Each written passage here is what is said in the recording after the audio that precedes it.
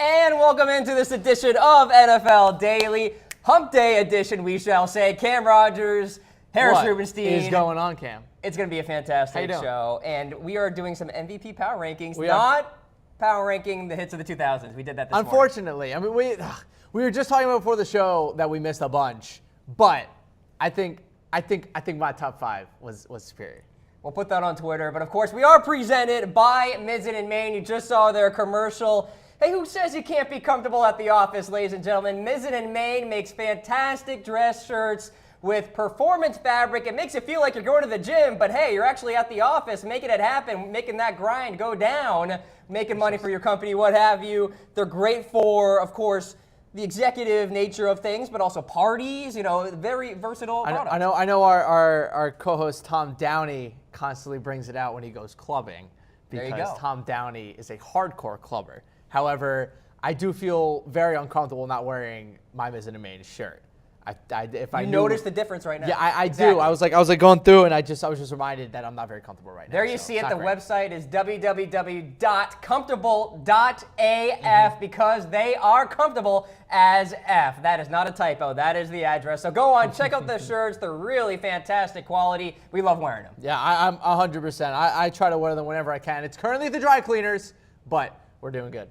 And hey, if you get the size wrong, free shipping, free return, so you can get the larger or smaller size. So there you go. And also one thing, you don't have to dry clean them. I just do because I have to be on air all the time. So, it's more of a personal choice. All right, so there you have it. NFL Daily presented by Mizzen and Main. Let's get into some news and notes here today. This is an interesting story here, Harris. Researchers at the BU School of Medicine may have discovered a way to detect CTE in living patients, something never possible before. And the director of CTE at BU said this could be possible within the next 5 years. Certainly very important. This is absolutely wild because if you're able to detect CTE in active players, I think this is going to push a lot of people away from the game. I brought up this hypothetical to you before. What if you're like a late round pick in the draft, you were given like a 6th to 7th round, maybe undrafted free agent projection, and BU comes to you and says, you already have a mild case of CTE, and if you continue to play, you will end up with a severe case of CTE. Wouldn't you just not play football anymore? Like, wouldn't you, knowing where your brain was at, wouldn't you probably just stop? I don't know. It's an interesting concept. We want to hear from you guys. Please leave us a comment. Let us know, are concussions a threat to the future of football? If you were a player and you learned that you had a CTE from concussions, would you continue to play? I think it's a question worth asking.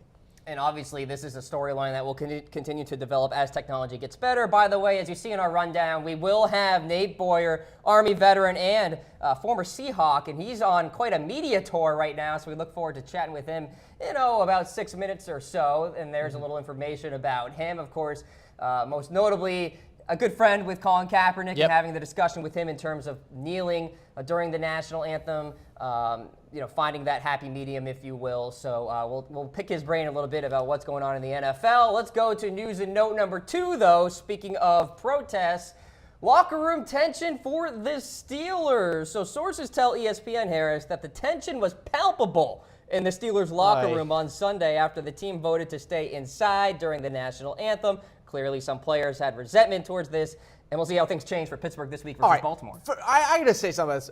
Big Ben needs to grow the heck up. Big Ben was like, oh, I couldn't sleep that night. Oh, it was so stressful on me. Grow up. Stop. Why were you sleepless night over something like this? Come on, Big Ben. This is such like a classic. They turned what was supposed to be a protest over the murdering of black people, and they whitewashed it into something that Big Ben is, oh, I regret doing it. I couldn't sleep that. Stop it. Come on. It's just so childish. Even Alejandro Villanueva, the left tackle for the Steelers, who was the one that's standing in that photo right there, he came out and apologized and said that, oh, I feel bad. I threw my team under the bus. All the jersey proceeds I'm getting is going to the Army Foundation. It's just like, stop. This is such a childish thing, Big Ben. I'm so done with stuff like this. You also have to wonder if tensions like this are going on in different locker rooms as well across the NFL, too. Certainly something to monitor. Let's get on to our next news and note here. Donald Trump back on the Twitter lines, if you will, tweeting today he had spoken with Cowboys owner Jerry Jones about the protests, calling him, quote, a winner, and saying the players will stand for their country. Interesting. All right, look, I might be the contrarian in all this. Oh, actually, no, I don't even think I'm a contrarian in this. What Jerry Jones and the Dallas Cowboys did was like the safest possible thing they could have possibly done. They kneeled before the anthem, still got booed, and then during the anthem they were just locking arms. And then do you know how you know this is a PR move? When they were all kneeling, Jerry Jones looked right at the camera. Oh, he's smirking He too? knew exactly what he was doing, almost to a kind of embarrassing point. So, look, this and that, whatever the Cowboys are going to do, I know the Patriots already announced that everyone's going to be standing during the anthem this time around. So, we'll see what comes of this, but I don't know. I don't buy what the Cowboys did. You know, it's interesting because, of course, it's a storyline that will continue to unfold throughout the NFL season. And with that, of course, we mentioned that we will have Nate Boyer on the line right now. In fact, we have him on the line right now, an Army veteran with NFL experience. Nate, first off, thank you very, very much for your service. It means very much to me and to everyone here at Chat Sports Studios. And we also thank you for coming on the program. How are we doing? Good, man. So I haven't slept, but I'm hanging tough. Just a little stressed. We got a big, out in New York City, we got a big town hall tonight on CNN with Anderson Cooper coming up at 9 Eastern. So everybody listening should try to tune into that too. It'll be pretty interesting conversation.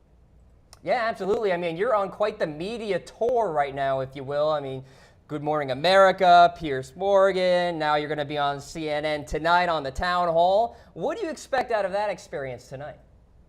I mean, it should be hopefully pretty uniting. I mean, it'll definitely have different viewpoints. It's going to be Spike Lee and Hines Ward, and I think Michael Bennett's going to call in, and Malcolm Jenkins, and a bunch of these guys, and myself, and Michael Faulkner out here in New York, and so we're just going to talk about everything going on. I hope we get to more of the root of everything and not just talk about, whether people are kneeling or not.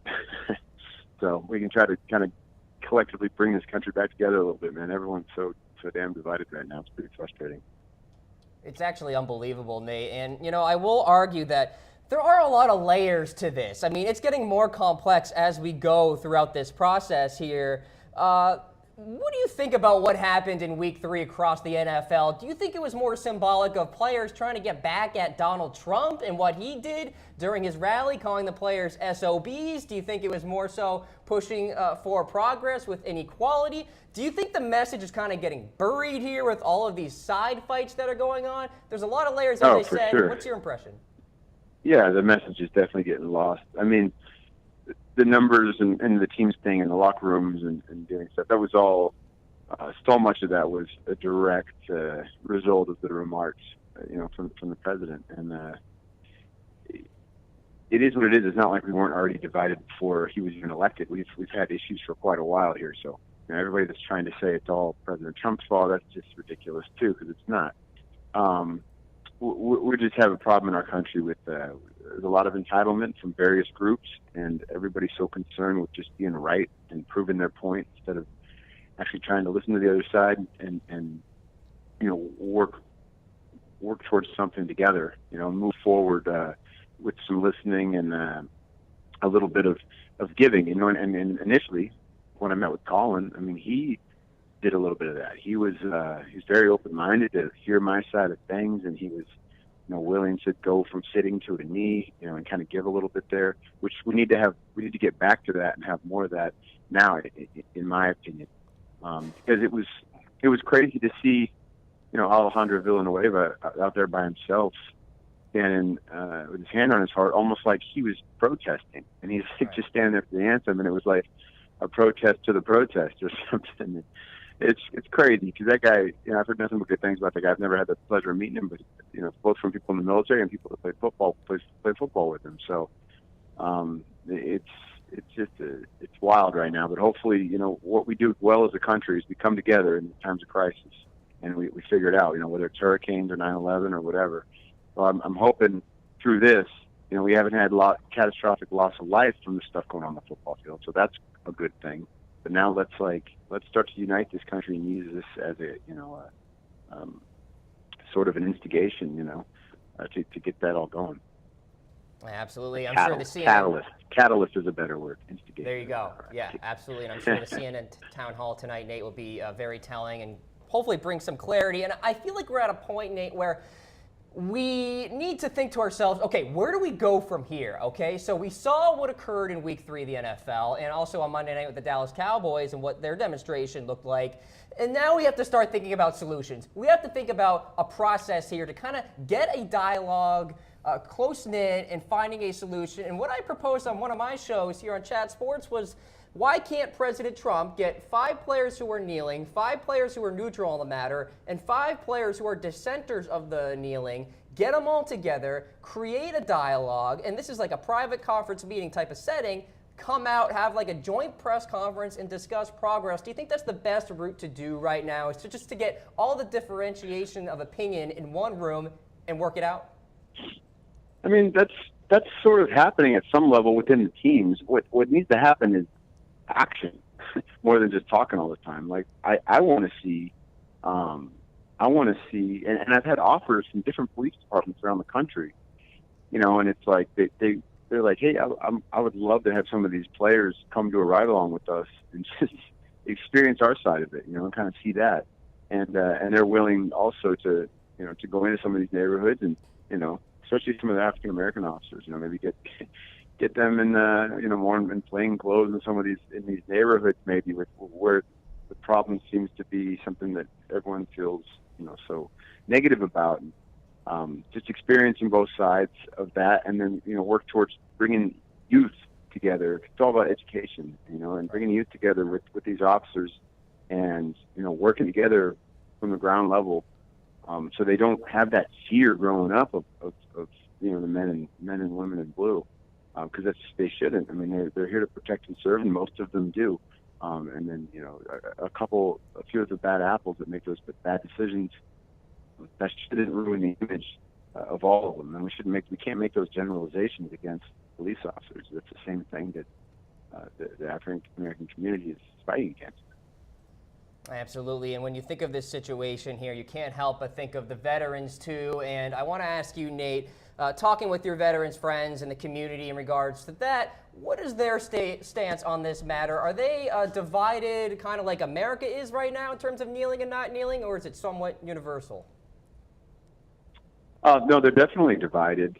But I would say so many more. I mean, we have a different relationship and experience to the flag and the anthem. I mean, we served overseas and fought in these areas for people, for other countries, for people that can't fight for themselves, not necessarily just for Americans. And many of them lost friends, and many of them all of them saw what it's like in these other places, the level of oppression that exists, and how fortunate we are here, what we have here, and these freedoms to go express yourself in the way that these people are doing, and to be able to play, a sport for millions of dollars. That is a privilege. That is not a right. It's a privilege. It's very, very fortunate to be able to do that. Those guys definitely earned it. I'm not saying that the athletes didn't earn it 100%. They all did. They worked very hard. But it's not like that everywhere to have those opportunities. So, we still live in the greatest country in the world. We've got to understand that. But we can get better. We can always do better. And that's what makes us great, is we will never quit pursuing that. And that's why we're here today, and that's why we're talking about this stuff, because there's always things to clean up and improve on. It also makes us great people like you, Nate, who go and defend our country. So people like me can have these silly on-air shows and act like a goofball. And so I really do appreciate you and what you have done. Looking forward to your conversation on CNN tonight. Ladies and gentlemen, be sure to tune into that. Follow Nate at Nate Boyer 37. Nate, I understand your schedule is absolutely insane. Can't imagine right now. So we really do appreciate you coming on the program. All the best to you. Of course. Hey, thank you guys. Appreciate it. All right, there you have it. Nate Boyer there, Harris Rubenstein. Quite a conversation. Your initial reactions? Just first of all, an incredibly well-spoken individual. I mean, I think a lot of the stuff that we're seeing it's showing the world that, while there is a lot of shenanigans going on in this country, there are a lot of very intelligent people that are trying to make a lot of change. And I always tell this to a lot of the dissenters when it comes to this whole Kaepernick issue. Just go listen to his post-game comments back when he did it the first time. Go back and listen to these players in the post-game when they're talking about this stuff. They're very eloquent. They're very intelligent. They're trying to get a message across, and I think people like Nate are really helping a lot. All right, so of course we want you folks to have a nice healthy discussion, nice little debate here in the comments section. Tag a friend who disagrees with players kneeling in the NFL right now. The only way to get better and to find progress, Harris, is also to talk it out, but yes, we need to have tangible kind of solutions that Nate alluded to. And I think it starts off with finding common ground, and that usually comes through debate. Yeah, and I think one of the things that's coming on with this big discussion is that people aren't talking to each other. No one's listening. That's the thing. People are just talking, yell. But it's so important in situations like this to listen for a second. I mean, again, if the majority of dissenters had listened, they would hear that this isn't about protesting the anthem or protesting the flag. This is about, protesting racial inequality and protesting police brutality in this country. It has nothing to do with the flag or the anthem. But the problem is it's become so convoluted. It's become so over the top of what it was initially supposed to be. And again, I recommend to anyone, if you are a dissenter and you think that what Kaepernick did was against the flag and that he hates America, go listen to his post-game comments all throughout last season, and you will not hear that. He never says once, I hate America. I think this country sucks. He constantly says, I am protesting racial inequality.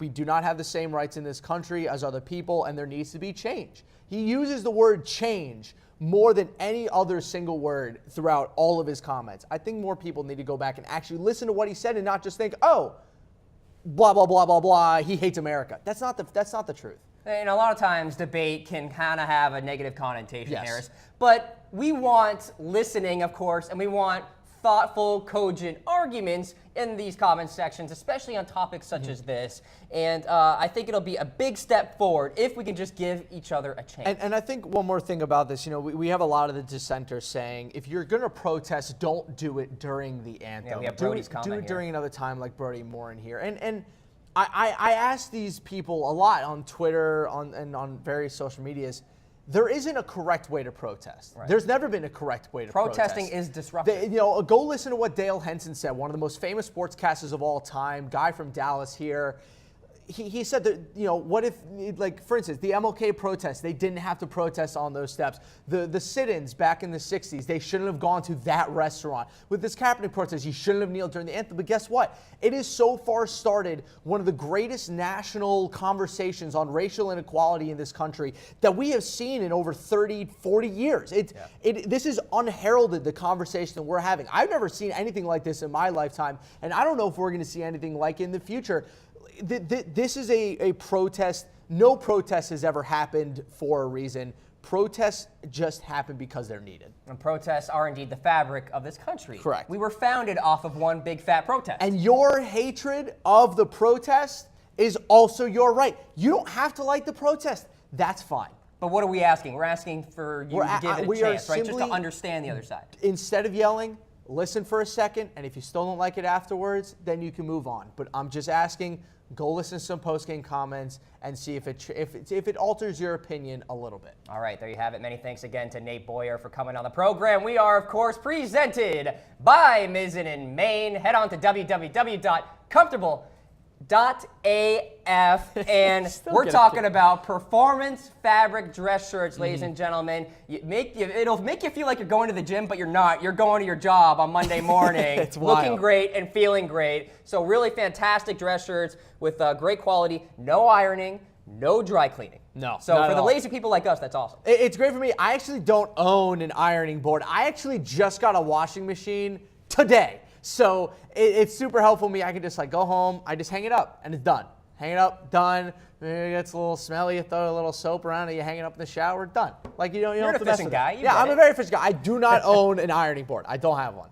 All right, you ready for some MVP power rankings? I'm very much ready. Let's get back to a little football. I think we're all a little politics out. I want a little football. All right, so we'll start with number 10 here, Harris. We have T.Y. Hilton. I'm a big fan of this guy. He played well last week against Cleveland. And look, I like him a lot, Harris, because evaluate the situation right now. Scott Tolzien, just recently traded Jacoby Brissett. And the guy goes out and he gets it done with 7 receptions, 153 yards, and a touchdown last week against Cleveland. I think it's kind of one of those things. It's like, oh, he's the best player on the worst team. I mean, T.Y. has been one of the most consistent players in the NFL for a very long time. I think having him number 10, number 9, number 8, 9, and 10 are more of like who are the honorable mentions going into. Personal preference. Yeah, personal preference going into. I think T.Y. Is one of the better wide receivers, one of the more consistent guys. But I'll always say this about T.Y.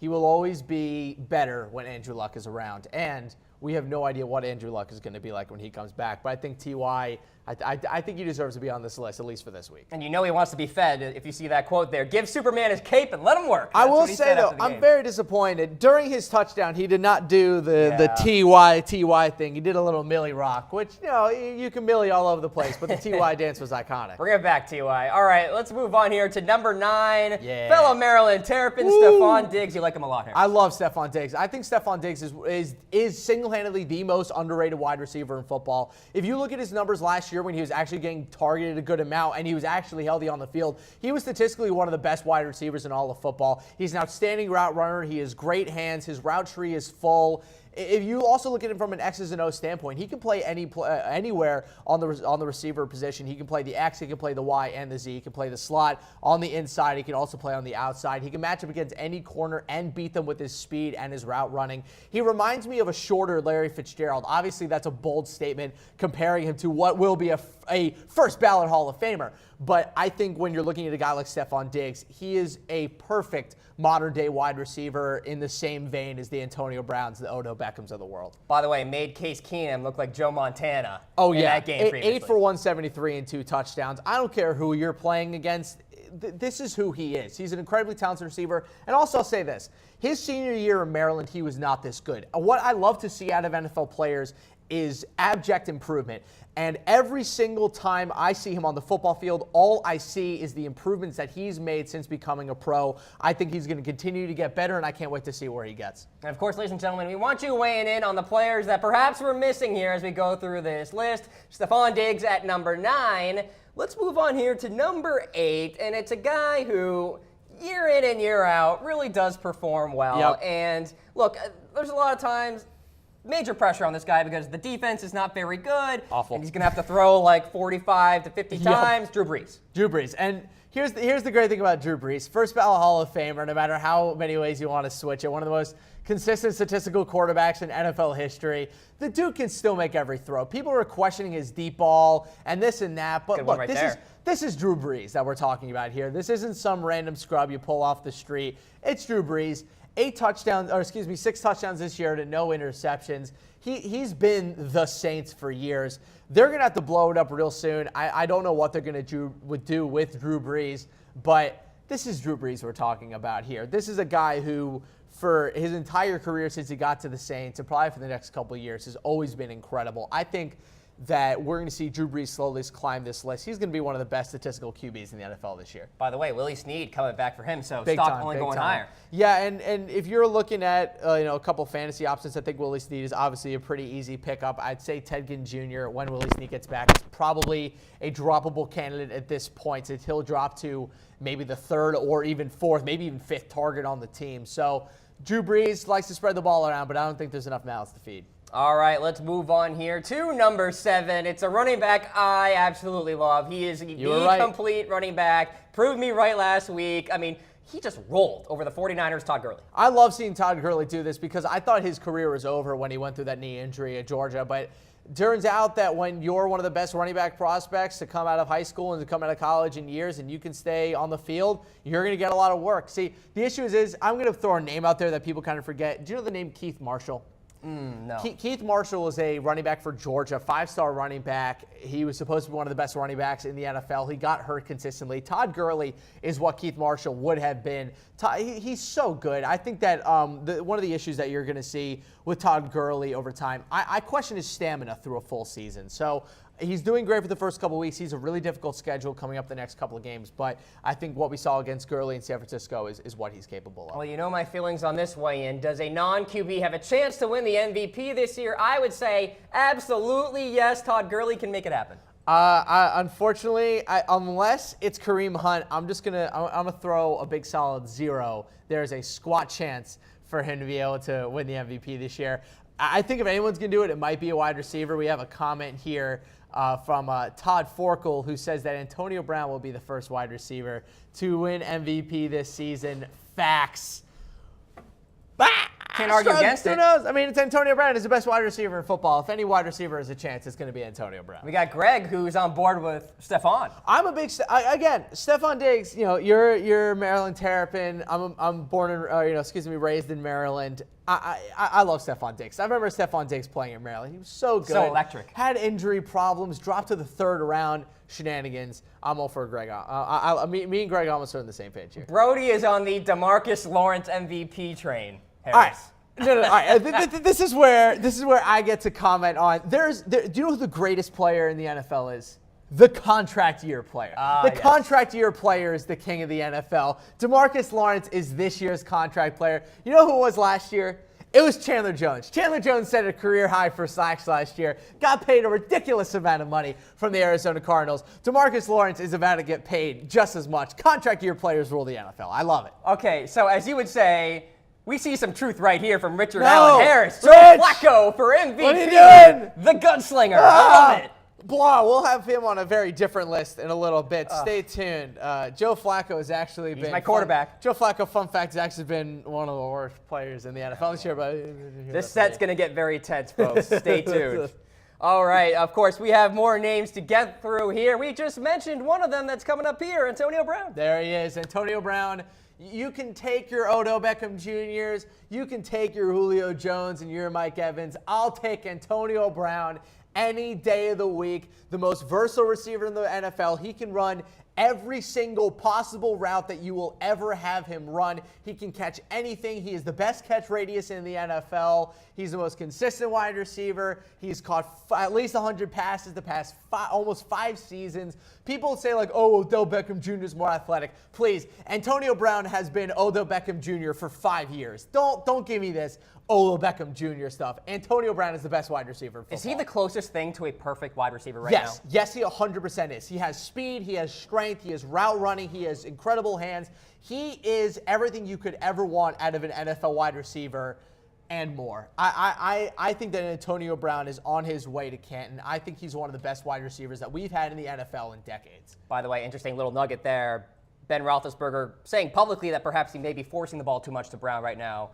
There is no such thing. All right, here, Ben Roethlisberger, you need to stop talking. Like, just in general, like with a lot of things, with the whole protest stuff, and now giving Antonio Brown the ball too much. Big Ben. Does he need a muzzle? Shh. Hush, Big Ben. That's fair. No more talking for you. No more talking. All right, of course, we are about halfway through our MVP power rankings, Harris. We're going to throw in a little wrinkle here. We are doing the LVP power rankings now. We're talking about players, brand name players who probably should play well, but they're not. This was an office argument that we turned into a segment because, well, actually, it was a different kind of argument, but we turned it into a segment. So let's start off with number 5, the most disappointing running back in all of football this year. But I saw this coming. Do you know why he's on this list? Because Adrian Peterson made a terrible decision. Adrian Peterson apparently thought that the New Orleans Saints were a running team when they had Drew Brees. That's a silly, silly thing. They also have 2 running backs ahead of him that are better suited for the modern game. Adrian Peterson, you are number 5 on our LVP list, and you deserve it. I mean, when you have Mark Ingram and then you have Kamara there at the running back position, you knew it was going to be a committee. Like, Alvin Kamara, as good as Adrian Peterson is probably a Hall of Famer. But Alvin Kamara, you can make a very distinct argument, is a better running back in 2017 than Adrian Peterson is. He can't catch the ball. He can't block. All he can do is run the ball between the tackles and a little bit outside. He's like Jeremy Hill. Like, Jeremy Hill is not a valuable running back. Jackie Battle, maybe? He's at Jackie Battle level right now. Jackie Battle throwback. I love it. All right, let's move on to this next name, and this one makes me smile. Andy Dalton, the Red Rifle, struggling. Andy Dalton has been awful this year. They finally fired their offensive coordinator, Ken Zampese, and they brought they elevated their quarterback's coach. Yeah, Bill Lazor. Andy Dalton, the first 2 games of the season, was by far and away the worst player in all of football. We only have him at 4 because he actually had a very good game against the Green Bay Packers. It was not his fault that the team blew the game, but I think we can all agree that one of the big reasons that the Bengals are 0-3 is because Andy Dalton has been trash. It's been garbage. It's been a bungly type season for the Bengals so far this year. Let's get to number 3. Much to my dismay, I'm not going to say the name. Go ahead, Harris. Joe, all right. There's a very good argument that Joe Flacco should be number 1 on this list. Joe Flacco has the lowest yards per game in the NFL. Richard, still commenting. All right, I have a stat for everyone. So Joe Flacco, this past game against the Jaguars, had 29 yards passing. 28 of those came from yards after the catch from his own wide receivers, which means that Joe Flacco only accounted for 1 single passing yard in an entire football game and then got benched. Is that bad, though? That might be one of the worst games ever played by a quarterback in a decade. Joe Flacco has been bad this year. He might be the back. It might be his horrific lack of receiving options, but not great. Not great, Cam. Not great.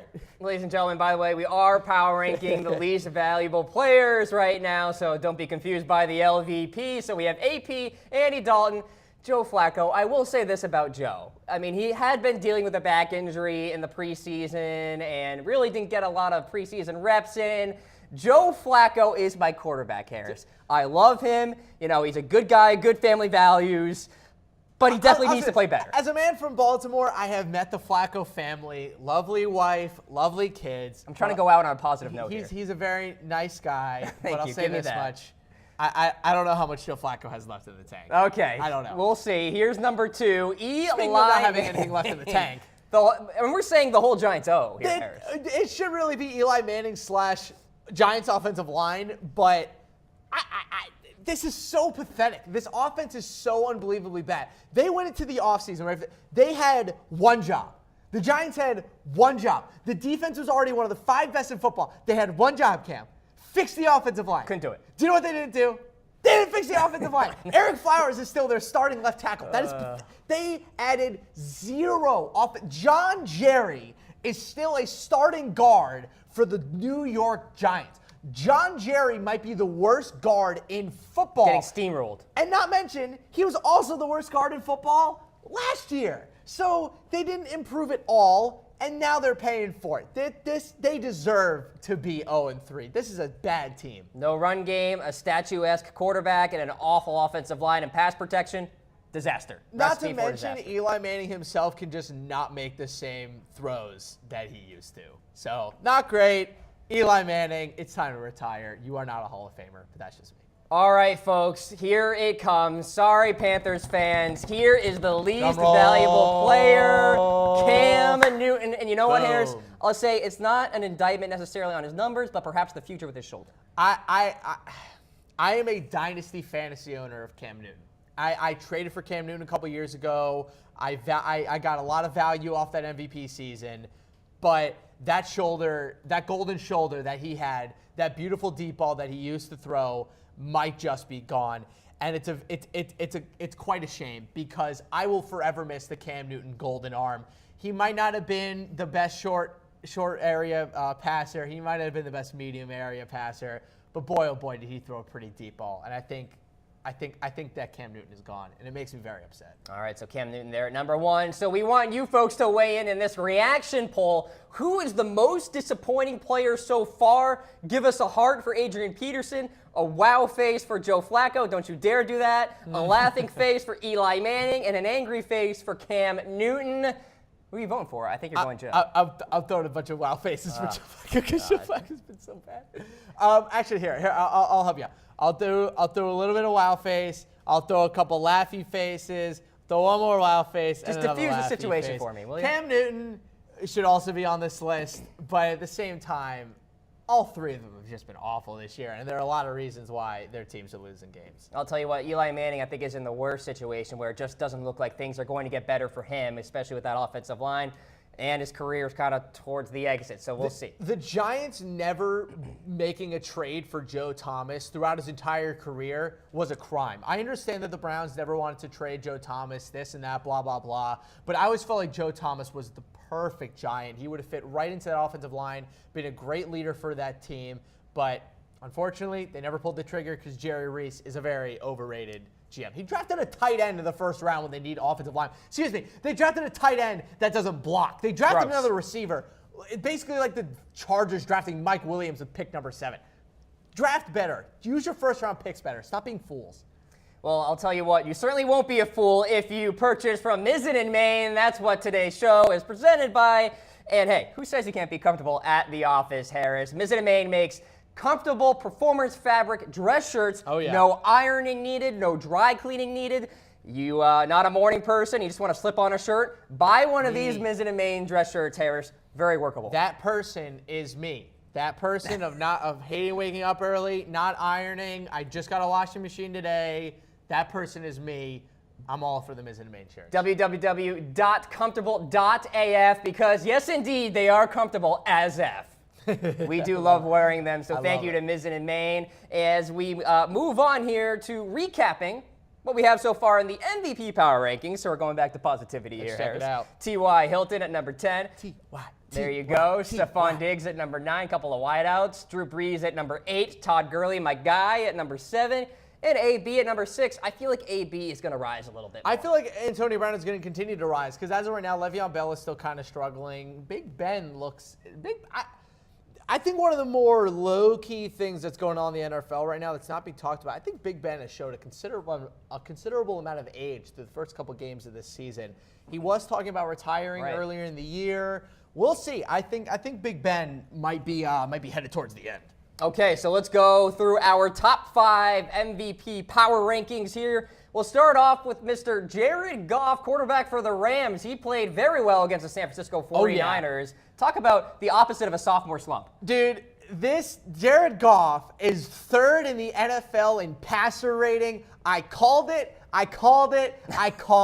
Jared Goff looks like a legitimate NFL quarterback, the comeback player of the year train. Choo-choo. I'm sorry. I don't care about injury or suspension or anything like that. If you're telling me that the number 1 overall pick last year's draft goes from being that bad last year to this good this year, this man is the comeback player of the year. Guess what? The Rams are a legitimate NFL franchise now, and I could not be happier. This is a good offense. See, they needed LA, Harris. That's what it was. This is a good NFL offense. Sean McVay has completely turned this team around. Who is the best team in the NFC West? Let us know. Ladies and gentlemen, I'm throwing up a thumbs up. It's a legit question The Seahawks have been horrible. The Rams and the Seahawks are going to match up this year. I think the Rams might sweep them. They match up so unbelievably well against the Seahawks. They've matched up so unbelievably well over the past couple of years. I'm throwing up a big old thumbs up. I think the Rams are currently I think the Rams might actually take home the division title this year. We usually see across the NFL a couple of surprise teams that make a push for the playoffs and heck, even get into the playoffs. The Los Angeles Rams could be one of those teams this year, Harris, in which you look at the situation in the NFC West right now, folks. By the way, you use your heart for the Seahawks. They're my thumbs up. Those are my people. There it is. Laughing face for the Cardinals, angry face for the 49ers. Thumbs this up. Situation here for the Rams, it's there for the taking, I think. And do you know what's great about this Rams team? One of the youngest teams in the entire NFL. They now have Wade Phillips as their defensive coordinator, growing that defense more and more. They need a little bit of help in the secondary, but they have a number 1 corner in Jermaine Johnson. They have the centerpiece of their defense in Aaron Donald. Alec Ogletree is a little bit overrated for my taste, but Mark Barron has been very, very good for them. Mark Barron is still there. I'm a big fan of this Rams team. I think they're only going to get better as the season goes on. All right, so we will follow along with the NFC West as we go forward. Let's go forward with our power rankings here. And he's still there, guys, coming off a pretty solid performance against the Los Angeles Chargers. Nothing like week 1, but still efficient. Alex Smith is now kind of going back to what Alex Smith is used to. We're back to the typical West Coast offense. Look at that, 16-21 for 155 yards, 0 touchdowns this year. Alex Smith is kind of doing his thing. 2 touchdowns, no picks. But I'll put it this way. He is the quintessential West Coast offense quarterback. He is now back to doing the West Coast. He's throwing touchdowns with shovel passes. He's throwing little dinky stuff. He's doing his whole Alex Smith thing. He is who he is. When you got Kareem Hunt in the backfield, he can be a little bit safer. I think they had a big-time game plan this year, really letting or trying to have Alex Smith open it up more. But with Kareem Hunt doing what Kareem Hunt's doing, like we saw Spencer Ware do the last season and a half, and like we saw Jamal Charles do before that, I think that they're now a run-first football team, and it's great to see. This Chiefs team is rolling. Kareem Hunt foreshadowing.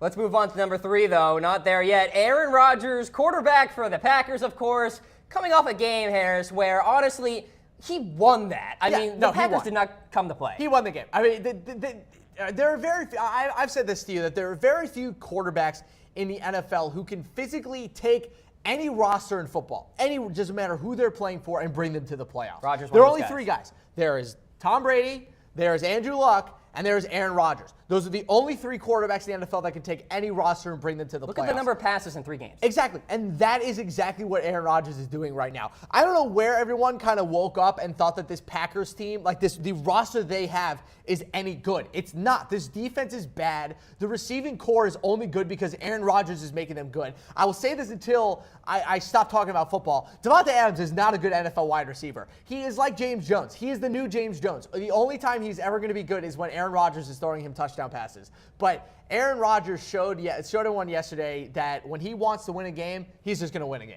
And I think that we're going to see that a lot more this year. They need him big time. His precision, absolutely exceptional. Another exceptional play here at number 2, Kareem Hunt. Harris needs 30 yards to surpass Eric Dickerson for second most scrimmage yards through 4 games ever. Dude, Kareem Hunt is pulling an Ichiro Suzuki with the rookie year possible MVP thing. We might see Aaron Judge do it this year with the rookie of the year MVP thing. But Kareem Hunt has been absolutely outstanding. On 17 carries for 172 and a TD, averaging 8.5 yards a rush. And the thing this isn't just him behind a very good blocking offensive line. The dude currently leads the NFL in broken tackles by an unbelievable margin. That first highlight that we showed you guys, he basically deked out 4 different people behind the line and still got a first down. I'm all aboard the Kareem Hunt train. This kid is special. He is doing things that we did not see him do in Toledo. I think he's grown exponentially very quickly. But I'll say this, Aaron Judge in the MLB started off hot. Eventually, people figured him out, and he slowed down. Kareem Hunt will hit a rookie wall. How will he break through it? That's what I'm worried about. Yeah. How will he break through it? Because he will hit it. There is a 100% chance he'll hit it. All right, folks, we want you to react. Speaking of the Chiefs and the AFC West, who is the best team in that division right now? I mean, it's certainly a little more obvious now than it was preseason. A lot of people argued preseason, Harris, that you could put these names in a hat and pick them out, put them in an order, and it makes sense. We will not know who the best team in this. I understand that the Chiefs are 3-0 right now, and they've looked great. But I'll say this. We will not know who the best team in this division is until they start playing each other. Right. I mean, look, the Chiefs can do all they want. Obviously, they beat the Chargers. Congratulations to beat the Chargers. We will not know who the Chiefs team is until they have to go into Oakland and go into Denver and take down teams in places that they have really struggled against. But for the most part, I'm a big-time fan of what we're seeing out of the Kansas City Chiefs this year. This seems like a team that the last couple of years have had a big problem with being aggressive, and then this year they finally decided to wake up and are aggressive. They should be aggressive. Tyreek Hill, Travis Kelce, Kareem Hunt, Alex Smith looks great. Chris Conley's a great guy out of the slot. They should be aggressive on offense, and I'm glad to see them actually living up to it. I noticed with the Chiefs, it's either a fantastic game on the ground or a fantastic game through the air. Yes. They get it done in both ways. And I think it's because they're so hard to defend. They have so many different options. Their offense can transition in so many different ways. I think they've just created a very difficult offense to follow. Like you said, they can run the ball, but also all the people on the team that can run the ball, Charkandrick West or Kareem Hunt, they can also catch the ball in the backfield and still actually get a ton of yardage and a ton of touchdowns. So it's becoming almost impossible to fully be able to cover this Chiefs team. I think they're one of the top 5 offenses in the NFL, but the number 1 offense in the NFL is held by your number 1 guy. But we'll get there shortly. We'll get there shortly, of course. Good little tease there, Harris. Let's recap what we have so far. Number 10, T.Y. Hilton. At number 9, Stephon Diggs, wide receiver for the Vikings. Number 8, Drew Brees, quarterback. Number 7, Todd Gurley, the running back for the Rams. Number 6, Antonio Brown. Speaking our praises for him right now. Number 5, Jared Goff. Alex Smith at number 4. Aaron Rodgers at number 3, Kareem Hunt at number 2, who we just discussed, and the number 1 player in our MVP power rankings through 3 weeks of the NFL season, your guy, Harris. Tom Brady. Was there any doubt? This man is 40 years old and currently leads the NFL in passing yards and touchdowns. No interceptions. He is 40 years old. But is he Joe Flacco? He doesn't need to be Joe Flacco. 378 yards, 5 touchdowns, and another game-winning drive. Cam, what if I told you that Tom Brady has 58 fourth-quarter comeback wins in his career, which makes out for over a fourth of his career wins? A fourth. That is an unbelievable number. Absolutely unbelievable. This is the best quarterback in the NFL, 40 years old. This is the best player in football right now, and this is the best player of all time. I'm sorry. There's no other NFL player in the history of the world that could do what he's doing at 40 years old. This is unbelievable. Do you think he stays at number 1 all year? Oh, absolutely. There's no reason he shouldn't. He is at the head of the number 1 offense in football. When you actually put their weapons together, and remind you, he's doing this all without his best receiver in Julian Edelman. By the way, look at the defense. Yeah, the defense is a problem. The defense with and without Donta Hightower is a big problem. Yeah. But he's doing this with Chris Hogan. He's doing this with Danny Amendola. Like, I understand, like, Gronk is, kind of back to form, and Brandon Cooks has been a great addition to this team. But as someone who watches the Patriots consistently, I have not seen Tom Brady throw a deep ball like this in years. His accuracy is where it should usually be, and the offensive line struggled big time against the Texans, and he still has the best pocket awareness of any quarterback that has ever played this game. He should continue to dominate this year. You could certainly argue that Week 1 loss perhaps was a blessing in disguise, the way in which the Patriots have bounced back. It will come up. And also remind you, it took them to the very last second to beat the Texans at home without their best offensive line. Marcus Cannon should be back next week when they take on the Panthers. That is going to be a very scary game if you're a Carolina Panthers fan. I would not want anything to do with the Patriots. Right Oh my God, LVP versus MVP in our power rankings. There you go, right there. I like it. Quite a storyline.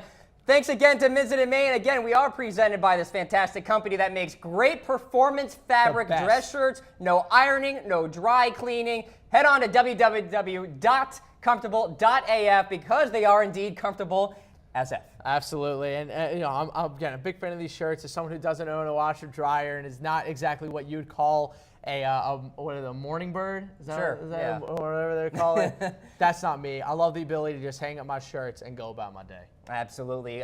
Great way to be efficient in life is to get some of these shirts, ladies and gentlemen. Saves you a lot of time and gives you a lot of comfort. So there you go, Ms. and Maid. Many thanks to them. All right, so we are going to wrap up the show here with recapping our MVP power rankings one last time. There is T.Y. Hilton at number 10.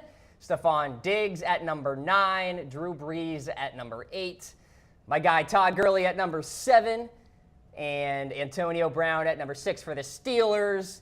Another Ram, Jared Goff at number 5. Goff. There's Alex Smith at number 4. We'll see if he can hang around there. Aaron Rodgers at number 3. I think he'll stay around for a while. Number 2, Kareem Hunt, chasing history this week in the NFL. And finally, number 1, the GOAT, according to Annalyn McCord. The GOAT according to everything. The GOAT, there is no question anymore. I'm sorry. He could retire right now, and he would still have the greatest season of any 40-year-old to have ever played football, which, by the way, there are very few of. So the fact that he's having one of the best seasons of his career at 40 years old, makes no sense. You're excited. You're excited, guy. It's unbelievable. So this was fun. Let's do it again on Friday afternoon, I'm down. I'm down to get down. We'll have a good time. All right, NFL Daily, ladies and gentlemen, every day here on Chat Sports at 6 o'clock Eastern Standard Time. We thank you for tuning in. We'll see you next time.